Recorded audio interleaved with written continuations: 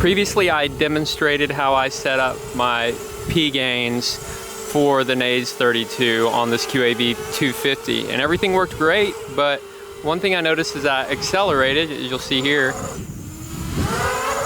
there's a bit of wobble. So I want to demonstrate what I did to overcome that. I'm connected to my Acro Naze board on the QAV250, and I'm going to go over to configuration and base flight.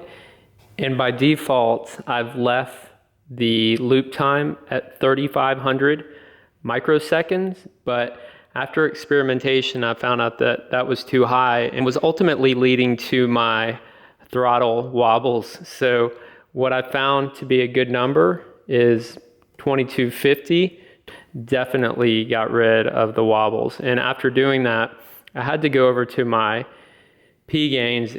I needed to bring them up as I lowered my loop time. And let me clarify that by lowering loop time, obviously we're bringing this number down, which is microseconds, but that means the loops are happening a lot faster. So as you're experimenting, what you'll find is you bring that number down, you generally have to bring your gains up. So now we're at 4.2, and then my rates are at 0.6. Well, unfortunately, since I came in to change the loop time setting, it started raining, so we're gonna finish this up in the garage. Let me just show you how the QAV250 is handling now. Handling really well, no oscillation at all. I got a bit of confidence since I can't fly outside. Let me see if I can just do an indoor roll real quick, see how it handles. Not bad. All right, let me just try it one more time.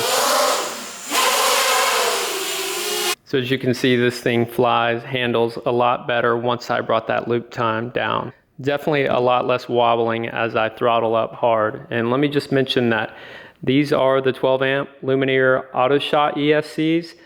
I know in the previous video we had a little bit of back and forth on these guys. A lot of you don't recommend them, and I've had a few issues with bad ESCs, so just want to put it out there. But they have a 400 hertz refresh rate, and if you do some research, you'll find that a lot of pilots are flying a 2500 microsecond loop time with a 400 hertz ESC.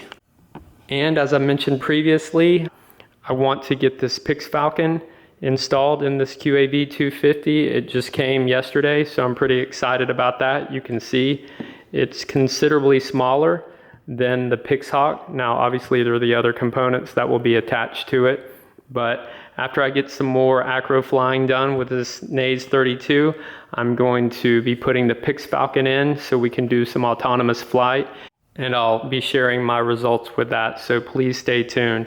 If you guys have any questions or comments, please post them below, and until next time, thanks for watching.